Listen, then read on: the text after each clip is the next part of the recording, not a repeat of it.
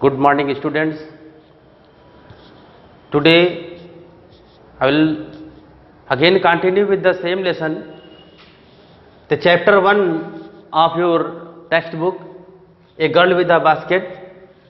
Today we shall read paragraph 6 of this chapter. In the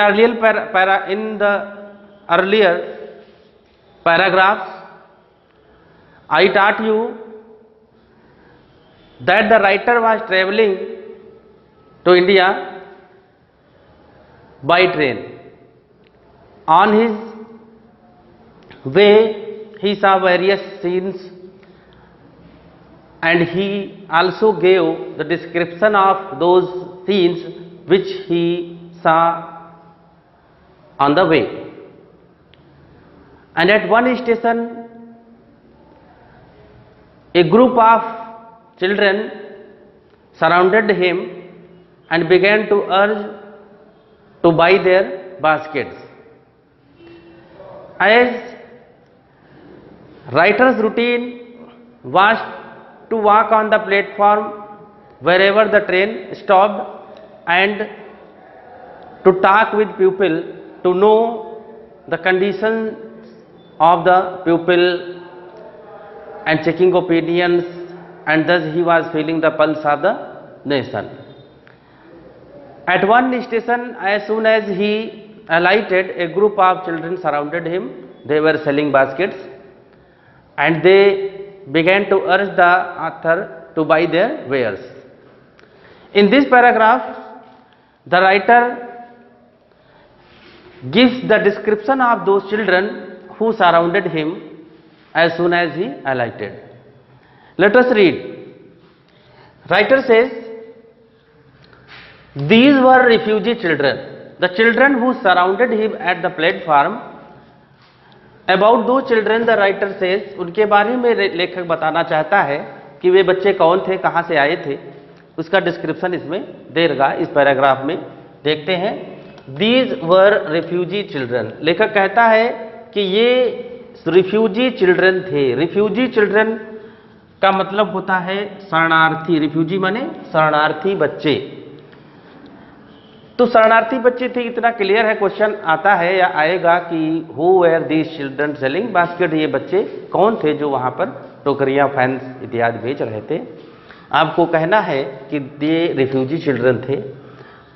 और आए कहाँ से थे, आगे डिस्क्रिप्शन है कि व्हेन पार्टीशन बिटवीन, कि जब पार्टीशन हुआ। Partition as you all know कि soon after the independence India was divided into two parts, India and Pakistan. Pakistan और भारत दो खंडों में विभक्त हो गया था भारत। तो उसी पार्टीशन की बात है और उसी पार्टीशन का दंश ये बच्चे झेल रहे थे।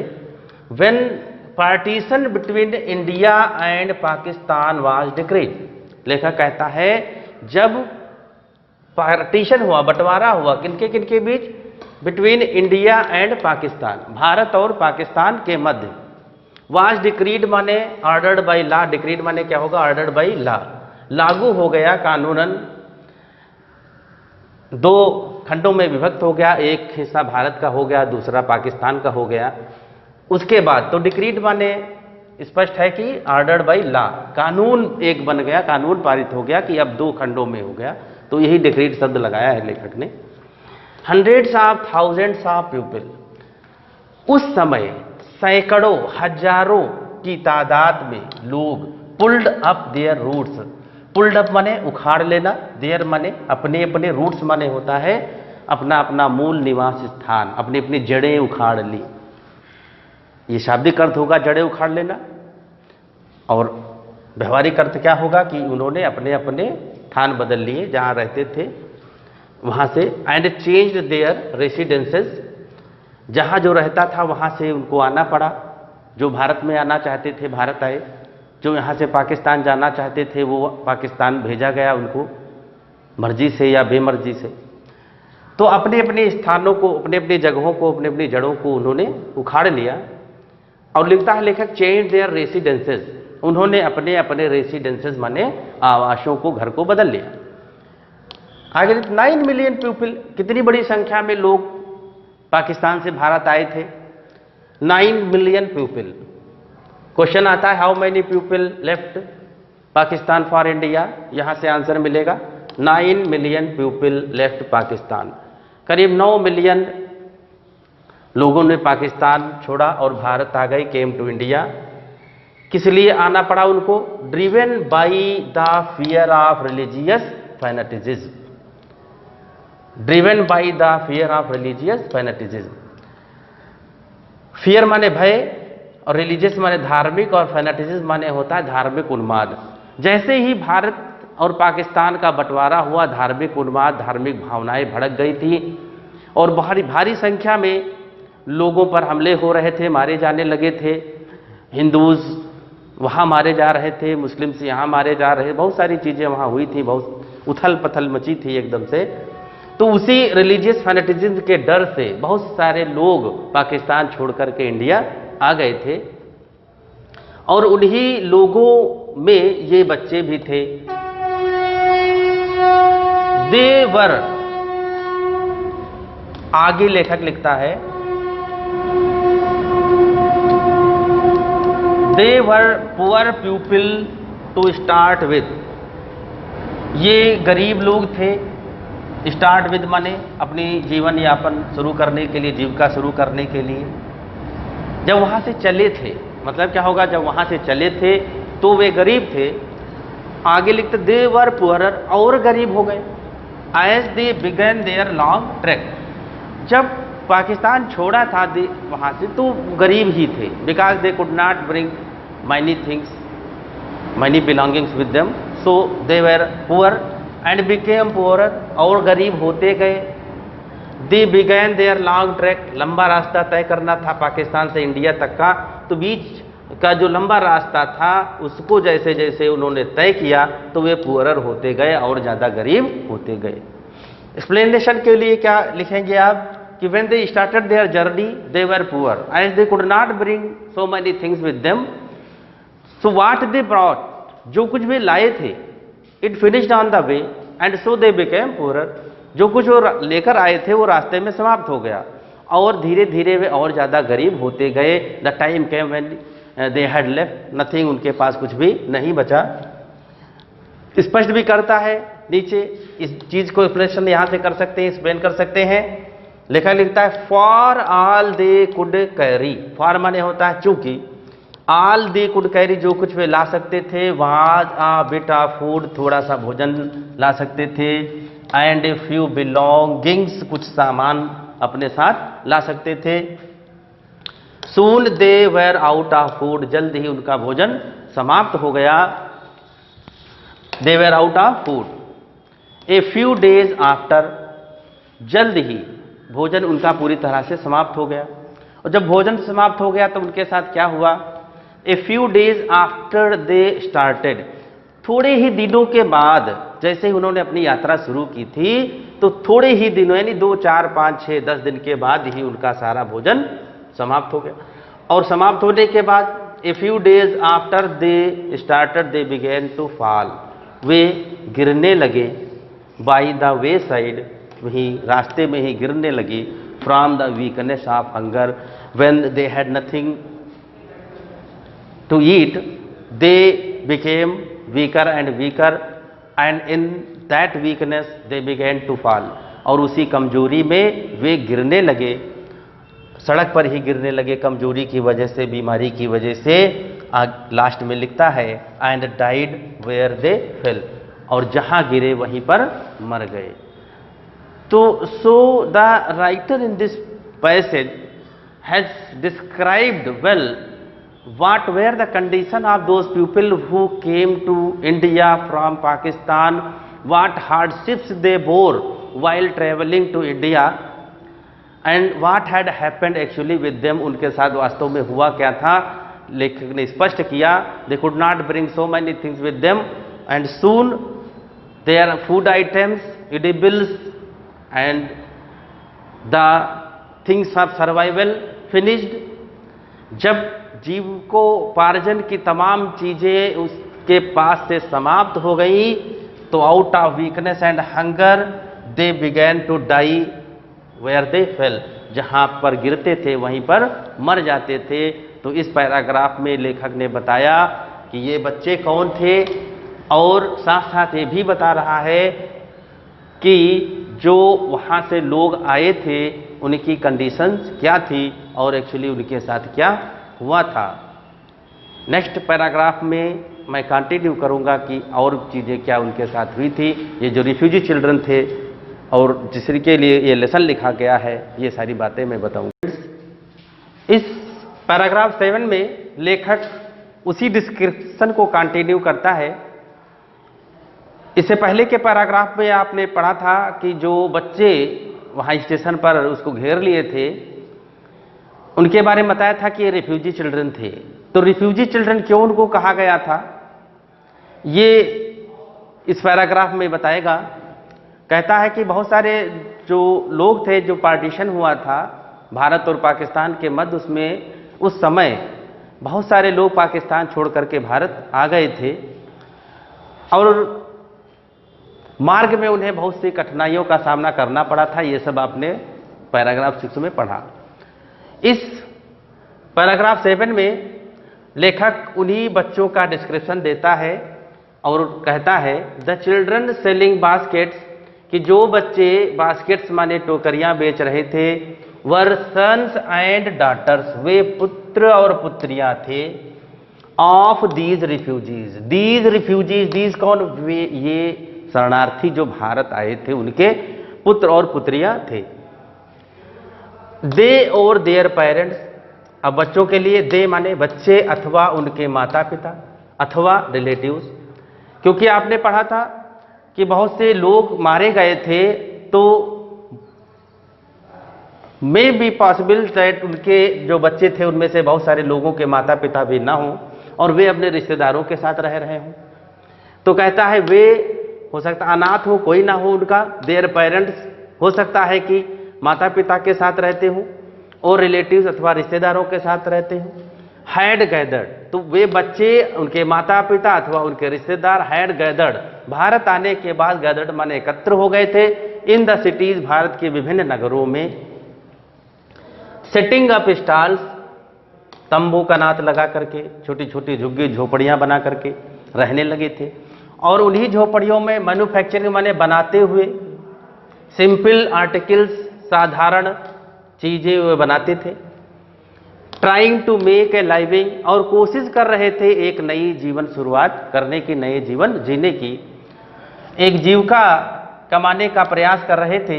इन मार्केट्स, उन बाजारों में, ऑलरेडी ओवर क्राउडेड, जो पहले से ही भरी थी।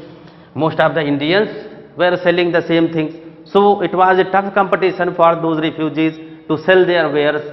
अपनी चीज़ों को बेचना बहुत ज़्यादा कंपटीटिव था उनके लिए, क्योंकि गरीबी थी, इकोनॉमिकली बहुत स्ट्रांग वहाँ लोग नहीं थे, ना भारत के ना जो रिफ्यूजीज, तो बहुत ही खराब थी उनकी दशा। तो लेखक बताना चाहता था कि it was very difficult for them to survive, उनके लिए जीवन यापन करना बहुत ही कठिन था, because they were trying to make their living in the markets which were already over crowded, जो पहले से ही बहुत ज़्यादा भीड़ भाड़ वाली थी। Living in markets already over crowded, कि बहुत सारे इंडियंस भी वहाँ पर उसी तरह की चीज़ें बेच रहे थे, तो इनके लिए बड़ी समस्या थी अपनी चीज़ों को बेच पाना। आगे लिखता है कि they lived in cloth and grass sheds, वे रहते थे कपड़े के अथवा घास के बने झोपड़ियों में। शेड्स माने झोपड़ी कह सकते हैं, छप्पर, शाला कह सकते हैं। दैट लाइन द स्ट्रीट्स, जो गली के किनारे किनारे थे।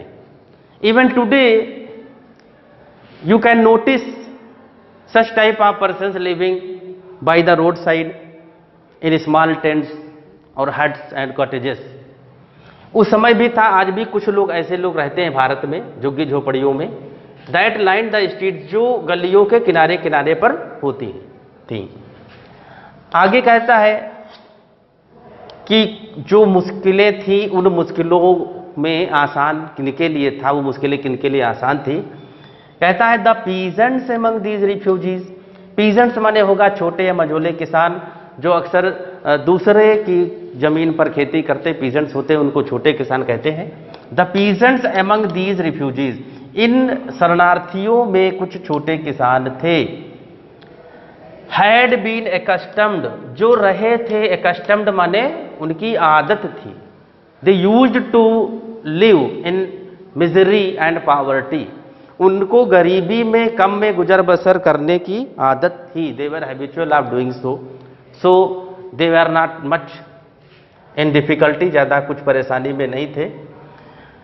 टू लिटिल, आगे लिखता है had been accustomed to little, उनकी आदत थी, too little all their lives, अपने पूरे जीवन में, लिटिल माने सीमित कर देना उनकी आदत थी, उन्होंने सीखा था, they were habitual to live in such condition, under such condition.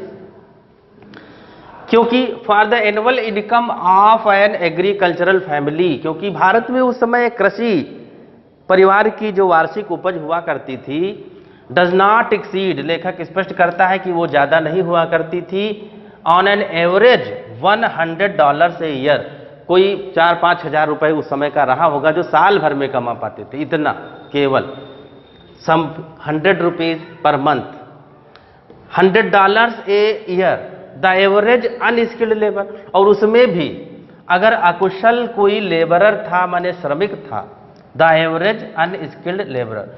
पहले बताता है कि जो कृषि परिवार थी उसकी आय कितनी थी, $100 ए ईयर, यानी a few 100 rupees per month. The average unskilled labour, उसमें भी जो अनस्किल्ड लेबर यानी अकुशल श्रमिक, मेक्स 30 सेंट्स ए डे, केवल दिन भर में 30 सेंट्स ही कमा पाते थे, 30 सेंट डॉलर का पैसा कह सकते, जहां पैसा चलता वहां डॉलर का छोटा हिस्सा सेंट, 100 सेंट $1 होता है, 30 सेंट्स ए डे और लेस देन $2 ए वीक, एक हफ्ते में $2 से भी कम उनकी अर्निंग हुआ करती थी। So you can imagine how difficult was for them to survive in those conditions and they were trying to sell their wares, those people who were poor as they were, जो कि उतने ही गरीब थे जैसे कि ये स्वयं थे। आगे के पैराग्राफ में और चीजें बताएंगे।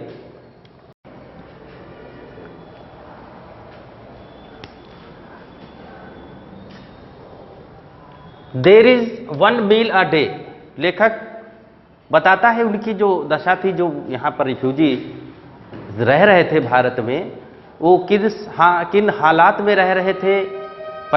इससे पहले के पैराग्राफ में उसने बताया कि उनकी अर्निंग कितनी थी, कितना कमा लेते थे और किन हालात में वे जिंदा रहते थे, और इस पैराग्राफ में बताएगा कि क्या वजह थी कि उन बच्चों ने लेखक को घेर लिया था।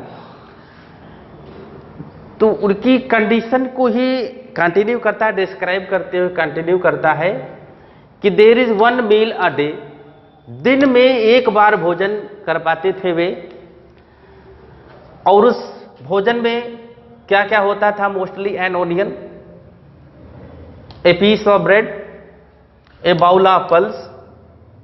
लेखक कहता है कि दिन में केवल एक बार उनको वो भोजन करने का अवसर मिलता था, और उसमें भी an onion, a piece of bread, एक रोटी का टुकड़ा, एक रोटी कह सकते हैं, ए बाउल ऑफ पल्स, एक कटोरा दाल, विद मिल्क, थोड़ा बहुत दूध, if they reared goats, cows और बफेलोज एटसेट्रा, यदि उनके पास गाय भैंस बकरियां रहती थी तो मोस्टली बकरियां होती थी। तो आगे लिखता भी है perhaps a bit of goat cheese, और शायद बकरी के दूध के बने हुए मक्खन या घी या और कोई चीज, ए बिट ऑफ गोट चीज।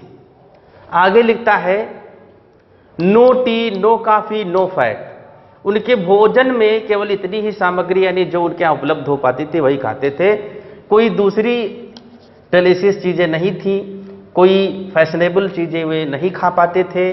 नो टी, नो कॉफी, ना वो चाय पीते थे, ना कॉफी, ना ही कोई फैट उनको बटर इत्यादि मिलता था। नो स्वीट्स, मीठा भी नहीं, नो मीट, और ना ही उनको मांस आदि प्राप्त हो पाता था।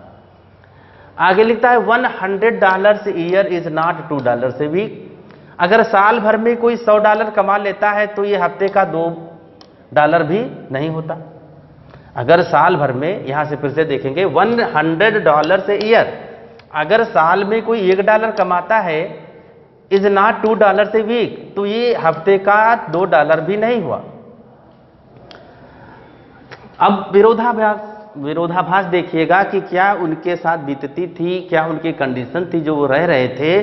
कहता है कि ये छोटी सी रकम होती थी, यट फिर भी even that small amount is hard to earn, ये छोटी सी रकम कमा पाना भी, यानी $2 a week, some 70-80 rupees, some 70-80 rupees a week, 70-80 रुपए उस जमाने का रहा होगा, उसको कमाने में भी हफ्ते भर का, पर डे नहीं, हफ्ते भर का, a week, yet even that small amount, ये छोटी सी अमाउंट भी इज हार्ड टू अर्न, बड़ी मुश्किल थी उनके लिए कमाना।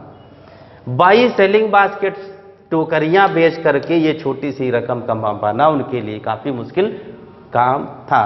तो you can imagine how difficult it was for them to survive in such condition, ऐसी दशा में उनके लिए जीवन यापन कर पाना कितना मुश्किल था। And here you will come to know why they had surrounded the author as soon as he alighted on the platform, कि क्यों लेखक के इर्द गिर्द वे जमा हो गए थे, ये बताएगा लेखक। By selling baskets to people, उन लोगों को बेचना चाहते थे, इससे पहले उनके लिए मुश्किल क्यों था कमा पाना, और क्यों लेखक के इर्द गिर्द वे एकत्र हो गए थे, ये बताएगा। क्योंकि वे अब तक टोकरियां बेचने का प्रयास उन लोगों को करते थे, too poor to buy them, जो अत्यंत गरीब थे, टू बाई देम, उन टोकरियों और बास्केट या फैंस को खरीद सकने में असमर्थ थे। Because most of the people were as poor as they were, उतने ही गरीब थे जितने कि वे। In India also there was much poverty prevailed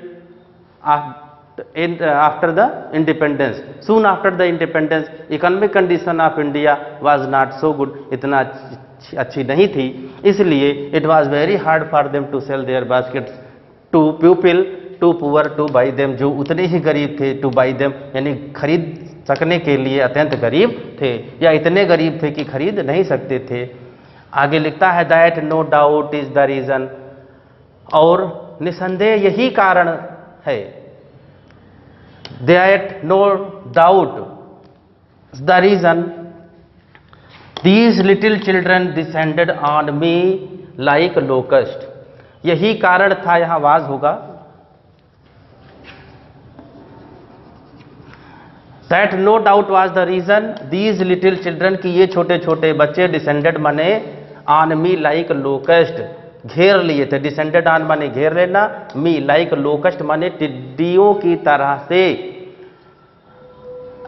I an American, the writer was a foreigner, he belong to America, and so doubtless माने निसंदेह, the most promising market they had seen. इसमें बताया है लेखक ने कि क्यों वे बच्चे उन्हें घेर लिए थे लेखक को, because he was an American and definitely he was the most promising customer for them, because before that they were trying to sell their baskets to the people almost like them, करीब करीब उनके ही जैसे लोगों को वो टोकरियां बेचने का प्रयास करते थे, and they were failed to sell a basket or two throughout the day. And when they saw the writer who was an American, जब उन्होंने लेखक को देखा जो एक अमेरिकन था, तो they ran to him hoping that he would buy their baskets and they would earn